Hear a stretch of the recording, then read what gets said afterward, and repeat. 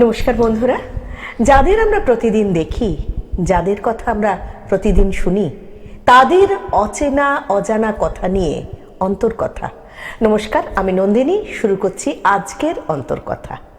আজকে আমাদের সঙ্গে যিনি আছেন অতিথি হিসাবে বিশিষ্ট সঙ্গীত শিল্পী পিয়ালি গাঙ্গুলি। পিয়ালি গঙ্গোপাধ্যায়কে নমস্কার জানাই আমরা আমাদের এই শোতে। আপনাকে আমন্ত্রণ জানানোর জন্য। পিয়ালি গাঙ্গুলি বিদুষী মঞ্জুশ্রী ভট্টাচার্যর কাছে শিখেছেন, পরবর্তীতে আইটিসি সঙ্গীত রিসার্চ একাডেমিতে গোয়ালিয়র ঘরানার প্রবাদ প্রতিম প্রবীণতম গুরু পদ্মভূষণ বাবা ওস্তাদ আব্দুল রশিদ খানের তিনি একেবারে প্রিয় শিষ্যা। আমরা যাব তার কাছে, শুনবো তার সঙ্গীত জীবন কিভাবে শুরু হয়েছিল। সঙ্গীত জীবনের শুরু বলতে আমি ছোটবেলায় নাচ করতাম। ও আচ্ছা। হ্যাঁ, তো সেই 4 বছর বয়সে স্কুলে ভর্তি হওয়া এবং নাচের স্কুলে মায়ের খুব ইচ্ছা ছিল। গান বাজনা বাড়িতে, আমার মামার বাড়ি এবং আমার বাবার গলা মায়ের গলাতে ছোট থেকে গানের পরিবেশে বড়, কিন্তু গান কখনো করব ভাবিনি, কারণ নাচই ভীষণ কত্থক করতাম, তার সাথে রাবেন্দ্রিক সব কিছুই। তো বাপির খুব ইচ্ছা ছিল, মানে আমার বাবার, কারণ বাবা এক সময় ইচ্ছা থাকা সত্ত্বেও গান করতে পারেননি ক্লাসিক্যাল। আচ্ছা। তো মানে আর্থিক অনটন সব কিছু, তো সেই কারণে বাপির ইচ্ছা ছিল যে মেয়ে ক্লাসিক্যাল গান করুক। এবার আমাকে যখন ক্লাসিক্যাল গানে দেয়া হলো, আমার একদম ভালো লাগতো না, মানে খালি মনে হতো যে এই কোনো রসকসহীন গান, এগুলো কেন। কিন্তু বাপি ওই যে রেগুলার শোনাতো বাড়িতে, এবং ওই গুরুমার কাছে গিয়ে প্রথম বিদুষী মঞ্জুশ্রী ভট্টাচার্য আমার গুরুমা, যার কাছে সারেগামা, ওনার কাছে যাবার 1 বছরের মধ্যে আমার প্রচন্ড ইন্টারেস্ট লাগলো। আচ্ছা। যে মানে আমি ক্লাসিক্যাল গান করব, এবং মোটামুটি 2 বছরের মধ্যে ক্লাস 7, 8 এর মধ্যে আমি ডিসিশন নিয়ে ফেললাম যে আমি এটাতেই থাকবো, এবং বাবাকে বলে দিলাম যে আমি পড়াশোনা করব, একটা মিনিমাম ভালো রেজাল্ট তোমাকে দেবো, হাই ফাই কিছু না, কিন্তু আমি গানটাই করবো। মানে তখন থেকে আমার লক্ষ্য স্থির। তাহলে গানটা যখন তোমার লক্ষ্য স্থির হয়ে গেল, তখন কি নাচটা বাদ চলে গেল? হ্যাঁ, নাচটা কিছুটা বাদ গেল। তার কারণটা হলো আমার যেহেতু দুটোই ক্লাসিক্যাল, তো সেই কারণে ওই জার্কিংটা কত্থক নাচে সবার যে হয় তা নয়, আমার হচ্ছিল, আমার ভোকাল কর্ডে খুব প্রবলেম করছিল। তা তখন আমি নাচটা মানে অনুষ্ঠান করতাম, কিন্তু রেগুলার কত্থকটা রিয়াজ করা সেটা বন্ধ করে দিয়েছিলাম। তাহলে তুমি ক্লাস 8 থেকে মোটামুটি একেবারে তোমার লক্ষ্য স্থির ছিল যে ক্লাসিক্যাল সিঙ্গারই তুমি হবে। হ্যাঁ, এবং সেই লক্ষ্যে তুমি অনেকাংশে সফলও হয়েছো। তুমি বড় বড় জায়গায় বিভিন্ন টিভি চ্যানেল এবং আকাশবাণীতে তুমি বিহাই আর্টিস্ট ওখানকার। হ্যাঁ, করছি, সবই গুরুদের আশীর্বাদ, যতটুকু তারা। না, তোমার সাথে আমাকে একটু বলো যে বাবা রশিদ, উস্তাদ আব্দুল রশিদ খানের যে ওনার কাছে তুমি কিভাবে গেলে? ওনার কাছে গেলাম বলতে, আমি রাজ্য সঙ্গীত একাডেমিতে একটি কম্পিটিশনে গেছিলাম। গুরুমা তালিম দিয়েছিলেন। সেখানে গিয়ে তখন আমাকে গুরুমা বলেছিলেন, 10 বছর তখন আমার হয়ে গেছে গুরুমার কাছে তালিম। খেয়ালে বোধহয় প্রথম হয়েছিলে তুমি? হ্যাঁ হ্যাঁ। তো না, রাজ্য সঙ্গীতে আমি খেয়ালে তৃতীয় হয়েছিলাম। তার আগে একটি কম্পিটিশন ছিল আমাদের দমদমে, সেটিতে আমি প্রথম হয়েছিলাম। তো যেটা হলো যে গুরুমা তখন আমাকে অলরেডি বলেছেন যে আমার যা ছিল আমি তোকে দিয়ে দিয়েছি, তুই এবার ভাব কোথায় যাবি। এবার যেহেতু মায়ের মতো ভালোবাসতাম ছোট থেকে, আমি যাচ্ছিলাম না, তো বারে বারে উনি বলতেন যে তুই কি এসআরএতে যাবি, কোথায় যাবি ভাব, দেখ তুই কি করবি। তো তখন ওইখানে আমার এক গুরুবন, মানে পরে সে গুরুবন হলো গুরুজির কাছে যাওয়ার পরে, ও আব্দুল রশিদ খান সাহেবের কাছে তখন শিখতো। তা ও তখন আমাকে বললো যে পিয়ালি তুই যাবি ওখানে? আলাম ঠিক আছে, আমি গুরুমাকে জিজ্ঞেস করি। গুরুমা বললেন খুব ভালো সুযোগ, যাও। আচ্ছা। ওইখানে ওইভাবে ওরা অমৃতার হাত ধরে, আপনারা অনেকে জানবেন অমৃতা যে গান করে, অমৃতা রায়চৌধুরী, তো সেইখানে গুরুজির কাছে যাওয়া এবং ওই তালিমের শুরু আমার। আচ্ছা আচ্ছা। তুমি তো বোধহয় 14 বছর ওনার কাছে তালিম নিয়েছো। রসুল প্রিয়া যে কথাটা তোমরা বলো, রসন প্রিয়া, ওই ব্যাপারটা মানে কি? আচ্ছা, রসন প্রিয়া হলো বাবার, মানে গুরুজিকে আমরা বাবা বলে ডাকতাম, গুরুজির উপনাম, মানে সিউডোনিম যেটা। আচ্ছা। হ্যাঁ, ওনার পেন নেম, ছদ্মনামে উনি লিখতেন, প্রচুর বন্দিশ লিখেছেন, ঠিক আছে। তো সেই জন্য উনি ওই, যেমন আমাদের রবীন্দ্রনাথের ভানু সিংহ আছে, অনেকেরই অনেক কিছু আছে, গুরুজি ছিলেন রসন পিয়া। এবং এই পিয়া ব্যাপারটা হলো এটা আমাদের মানে ধরুন সাদারাং পিয়া, আদারাং পিয়া, এদের প্রত্যেকে ফিরোজ খা, নিয়ামত খা, প্রত্যেক বড় বড় ওস্তাদের কিন্তু একটা করে সিউডোনিম আছে। আচ্ছা, এবং মানে নামের ওইরকম শেষে একটা নামের করে শেষে পিয়া আছে পিয়াটা। একটা করে।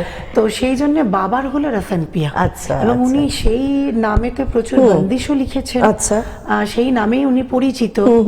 মানে ওনার বন্দিশ গাইলে তখন মনে হয় যে না এটা রতন পিয়ার, যে আচ্ছা, আলাদা মানে করে মানে যারা ক্লাসিক্যাল সিঙ্গার তারা হ্যাঁ, এটা হ্যাঁ, হ্যাঁ, প্রকারভেদটা বুঝতে পারবে যে এটা একদম। কোন বাবার শিষ্য গাইছে, তার একটা সিগনেচার স্টাইল একদম। ওকে, ওকে। যেমন গুরু স্টাইলটাও যেমন থাকে গানের হ্যাঁ, তালিমে, হ্যাঁ। তেমনি ওনার বন্দিশ গাইলে বন্দিশের মধ্যে রতন পিয়া কথাটা থাকবেই, আচ্ছা, কারণ আচ্ছা। যেহেতু ওনার নাম, সেই কারণে ওটা গুরুর নাম বোঝা easy গানের হয়ে যায়। মধ্যে একবার করে আসবে, যাতে একদম। বুঝতে সুবিধা হয় যে এই গানটা কে লিখেছে, তাই তো? লিখেছে। বাহ, খুব সুন্দর। আর তোমার যে লম্বা কেরিয়ার, সেই কেরিয়ারে তুমি অনেক পুরস্কার পেয়েছো, অনেক কিছু। আচ্ছা, এই যে ক্লাসিক্যাল গান তোমরা শোনাতে যাও দর্শকদের, দর্শকরা এখনো সেইভাবে ক্লাসিক্যাল গানকে কি নেয়?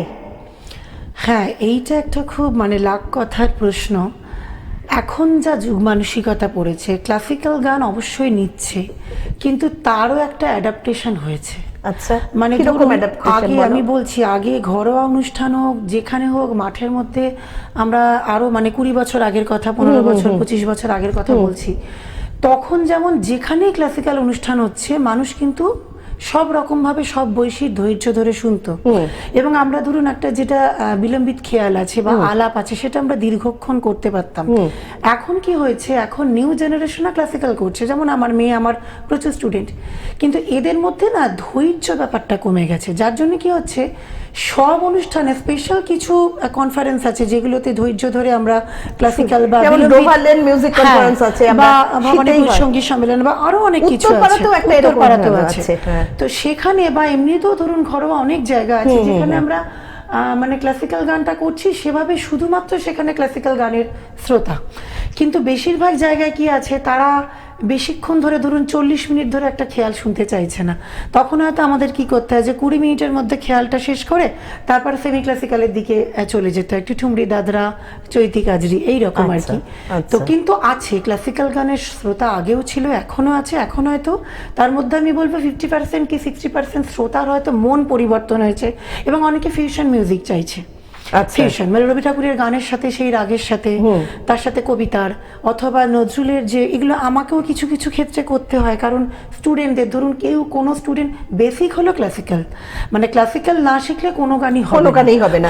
যেরকম আমরা এবিসিডি বা ওয়া না শিখলে আমরা যেমন বাংলা বলতেই পারবো না, ম্যান্ডেটরি যে যার প্রিলিমিনারি যে জিনিসগুলো রয়েছে। তো এবার সেটা ব্যাপার হচ্ছে যে সেইটার জন্য প্রত্যেকেই ক্লাসিক্যালটা প্রথমে শিখছে, তারপর কে কোন স্ট্রিমে যাবে, এবার সেটা গুরুকে ঠিক করতে হয় যে ওর গলায় কোনটা ভালো লাগবে, নাকি সেমি ক্লাসিক্যাল ভালো লাগবে, নাকি নজরুল ভালো লাগবে। আচ্ছা, তো সেই কারণে এরকম ভাবে তুমি করছো। আচ্ছা, এই যে তোমাদের এই রতন পিয়া মিউজিক ফাউন্ডেশন বা তানসেন মিউজিক রিসার্চ একাডেমিতেও তুমি কিছুদিন শিখিয়েছিলে, আর শাখারি বেগম মেমোরিয়াল ট্রাস্ট, যেটা তোমার গুরু বাবার, যেটা বাবার না, ওটা উস্তাদ রাশিদ খানের। আচ্ছা, ওটা উস্তাদ রাশিদ খানজির একাডেমিতে আমি ওখানে তুমি ওখানে কাজ করছো।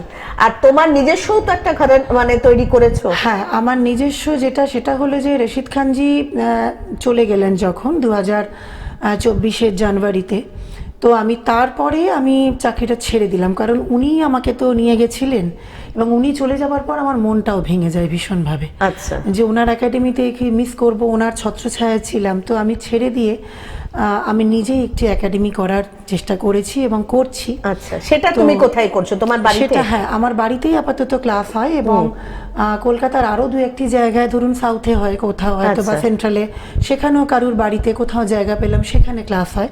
তা ঘুরিয়ে ঘুরিয়ে কলকাতা 2-3টে জায়গায় মোটামুটি ক্লাস হয়। আচ্ছা, তো সেটা করছি, এবং আমরা ওই মানে তার সাথে স্টুডেন্টদের তালিমের সাথে সাথে বছরে একবার ইভ্যালুয়েশন নিই, কে কেমন করছে। আচ্ছা, তাতে কি ওদেরও একটা থাকে যে মার্কস পেতে হবে, পরীক্ষা দিতে হবে। মানে ক্লাসিক্যাল গানে তোমাদের চণ্ডীগড়ের?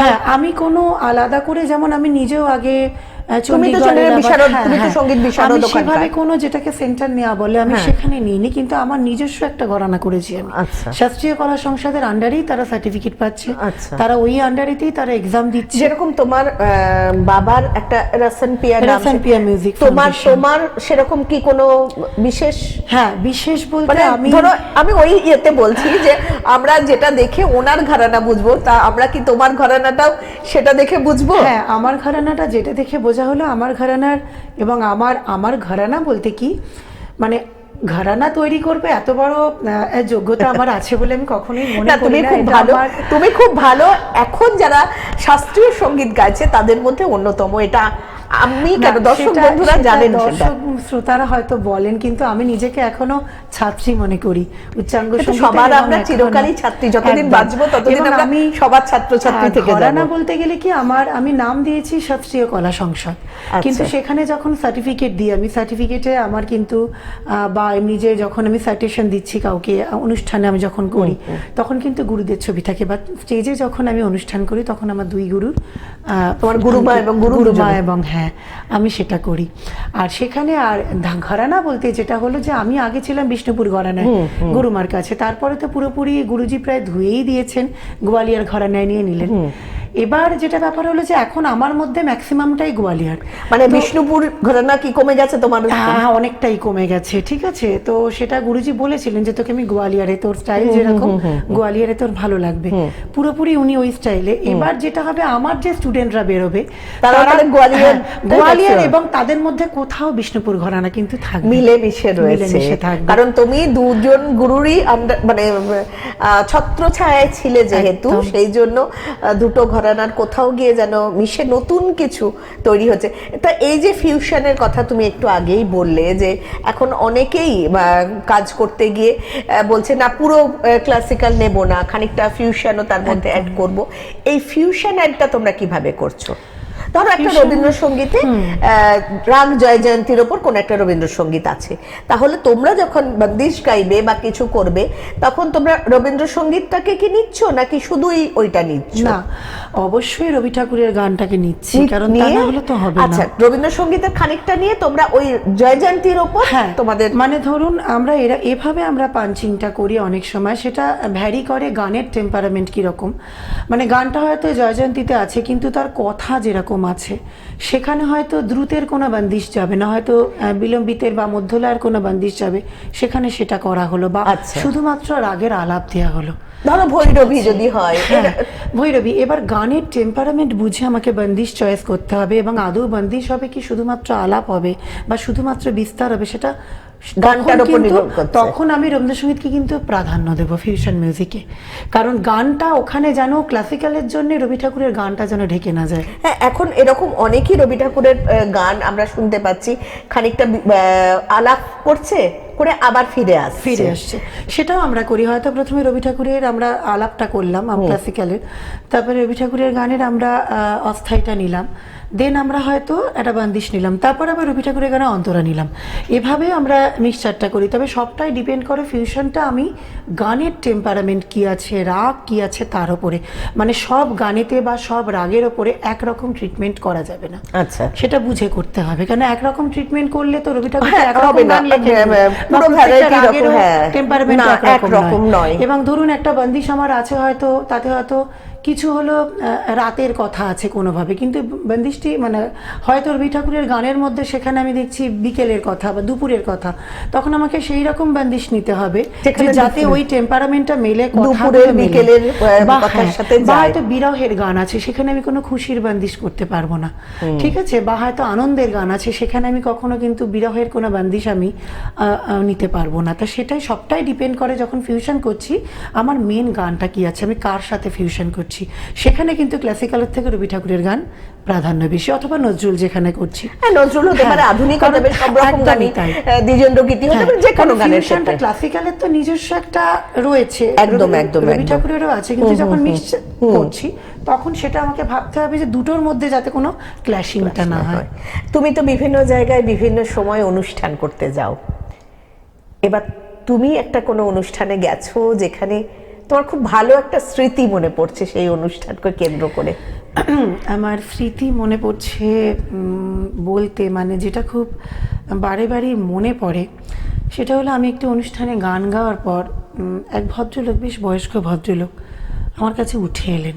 তা উঠে এসে বলছেন যে মা, আমি আর খুব বেশি দিন আমি বোধহয় পৃথিবীতে নেই, কিন্তু আমি নিজেও একজন ক্লাসিক্যাল সিঙ্গার, আমি গান করি, হয়তো আমার প্রচার সেভাবে নেই, তো তোমার গান শুনে আমার সারা জীবনের যা সঞ্চয় আছে আমি তোমাকে দিয়ে যেতে চাই। বাহ, এটা তো খুবই ভালো। থেকে বড় আর সত্যি কথাই কিচ্ছু হয় না। তার কাছে নাড়া বাঁধলাম না, তার কাছে আমি কখনো তাকে গুরু বলে মানলাম না, তাকে কখনো আমি মানে সেভাবে হয়তো চিনিও না, কিন্তু উনি যে আমাকে ওই প্রথম দু একটা গান শুনেই যে বলেছেন, এটা একটা বিশাল পাওনা, যে এই ভালোবাসা এবং এই মানে এটা আমার একটা সৌভাগ্য, মানে ভীষণভাবে যে উনি এই জায়গাটা আমাকে দিচ্ছেন, যে আমার সারা জীবনের যা আছে আমার মনে হচ্ছে আমি তোমাকে উজাড় করে দিয়ে যাই। বাহ, এটা তো সত্যিই খুব ভালো কথা।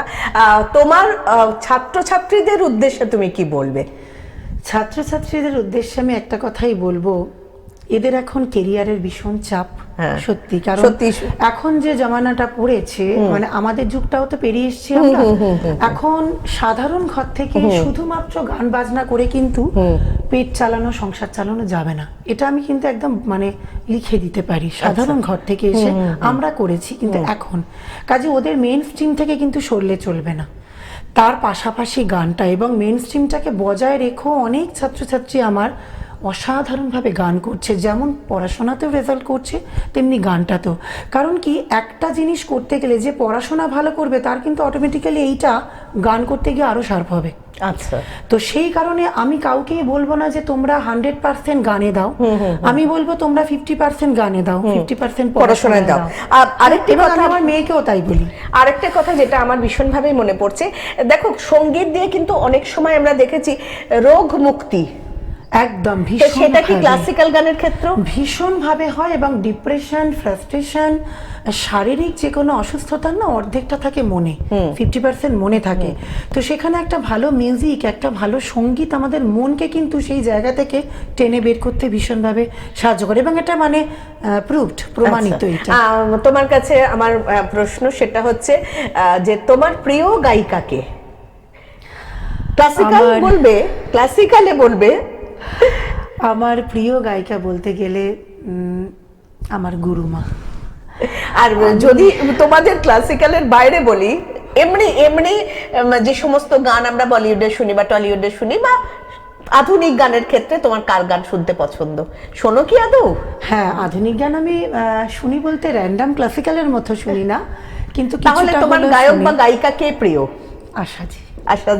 আশাজির গানে কি তুমি? এবং গানের ক্ষেত্রে কিশোরজি, মানে আশা কিশোর দুজনের গানই তোমার প্রচন্ড পছন্দ। তোমার পছন্দের সিনেমা কি? সিনেমা কি দেখো? হ্যাঁ, সিনেমা দেখি, এবং আমি বেসিক্যালি আর্ট ফিল্ম দেখি। আমি আমার পছন্দের সিনেমা অনেকই আছে, তার মধ্যে সত্যজিৎ রায়, অপর্ণা সেন, ঋতুপর্ণ ঘোষ সবাই আছেন, গৌতম ঘোষও আছেন। পার্টিকুলার সেভাবে বলা যাবে না, কিন্তু এদের বেসিক্যালি কিছু কিছু মুভি ভীষণভাবে টাচ করে গেছে আমার। মানে যাদের কথা বললে তাদের সব মুভি বেসিক্যালি বেশ আগের, বর্তমানে তার মানে তুমি সেরকম ভাবে বর্তমানের আর্ট ফিল্ম কারোরই দেখা? বর্তমানের দেখা হয়, সৃজিত মুখার্জির বই দেখা হয়, অনেক কিছুই দেখা, এবং আমি ভীষণ থ্রিলার দেখতে ভালোবাসি। এবং আর্ট ফিল্মের সাথে থ্রিলারটা কি করে ম্যাচ করে ভীষণ জানি না। একটা সময় আমার টিচাররা বলতেন যে ক্লাস 6, 7, 8 ভীষণ ভাবে ডিটেকটিভ কাহিনী পড়ান। আমি যেভাবে বই পড়তাম, মানে গিলতাম বলতে গেলে। তো এখন সেভাবে বলতে গেলে আমি মানে এখনো থ্রিলার বুক গিলছো কি? হ্যাঁ, এখনো আমি থ্রিলার পড়ি, এবং এখন আরো যেটা বেশি হয় চোখের কারণে, কারণ আমি লেখালেখি করি, চোখের কারণে হয়তো টানা আমি ওটা করতে পারি না, সেই জন্য অনেক সময় দূর থেকে ল্যাপটপে হয়তো মেয়ে চালিয়ে দিল, আমি কিছু মুভি দেখি এখনো অফ টাইমে, হয়তো সপ্তাহে একটা দুটো মুভি দেখলাম। তা তোমার মনের যে সমস্ত কথা, সেটাকেই কি তুমি কবিতায় লেখো না গদ্যে লেখো? হ্যাঁ, কবিতা গদ্য দুটোই লিখি। কারণ ফেসবুকে রিসেন্টলি তুমি একটা গল্প দিয়েছো, খুব টাচি গল্প। আমি লেখাটা অ্যাকচুয়ালি খুব বেশি দিন না, ছোট থেকে ডায়েরি লিখতাম। আচ্ছা। তো তারপরে যখন স্কটিশে পড়াশোনা করতাম, ওখানে টুকটাক লেখালেখি, তারপরে সংসার, গান যা হয় সবটাই বন্ধ। আবার মেয়ে যখন বড় হলো, ওই 2017 থেকে আমি লেখাটা ধরেছি। আচ্ছা। কবিতা, গল্প, মোটামুটি প্রবন্ধ লিখি, তবে সেটা নিজের ইচ্ছায় লিখি, এবং তার মধ্যে সবটাই যে আমার নিজের জীবন তা নয়, তার মধ্যে কিছু কল্পনা, কিছু বাস্তব দেখা। অবশ্যই অবশ্যই সবটাই যে নিজের সেটা তো আর হয় না।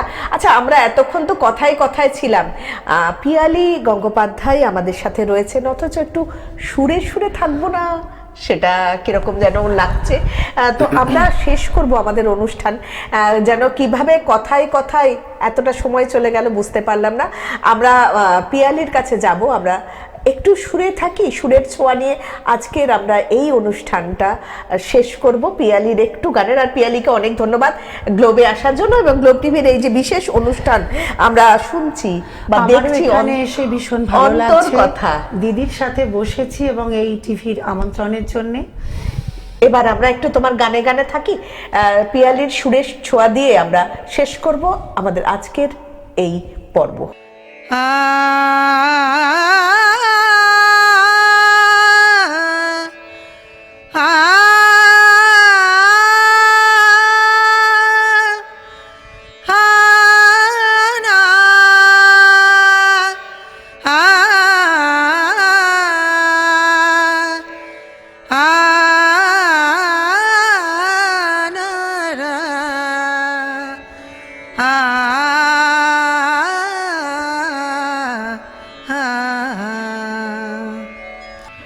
पापी घराटे रे सुनाए रे, पापी घराटे रे सुनाए, तरसाए काल पाए निस दिन, पिया की सुधायावे वो ना बिना रहो नहीं जाए जाए, पापी घरा टेरे सुनाए, पापी हरा टेरे सुना है,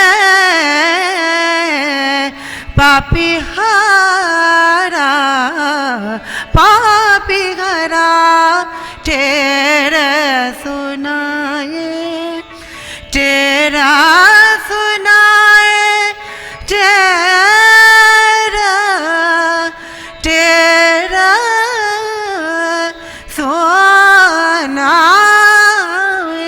सुनाए रे, पापी घरा तेरे सुनाए रे, पापी घरा तेरे सुनाए। আমরা এতক্ষণ একটা সুরের জগতে চলে গিয়েছিলাম, কথা আর সুর আর পিয়ালি গঙ্গোপাধ্যায় সবাইকে নিয়ে আজকের যে অনুষ্ঠান অন্তর্কথা, সেটা শেষ হয়েও কেমন যেন শেষ হলো না, রেশ বোধহয় রয়ে গেল আপনাদের মনের মাঝারে। নমস্কার, আমি নন্দিনী। আজকের অনুষ্ঠান এখানেই শেষ করলাম। পিয়ালিকে অনেক ধন্যবাদ আমাদের মধ্যে আসার জন্য। দেখতে থাকুন গ্লোব টিভি। আপনারা দেখছেন পশ্চিমবঙ্গের সর্ববৃহৎ চ্যানেল গ্লোব টিভি, সবার পাশে সবার সাথে। যে কোনো বিষয়ে যোগাযোগের জন্য আমাদের টোল ফ্রি নাম্বারে যোগাযোগ করুন 1800-891-9744 এই নাম্বারে, অথবা লগ ইন করুন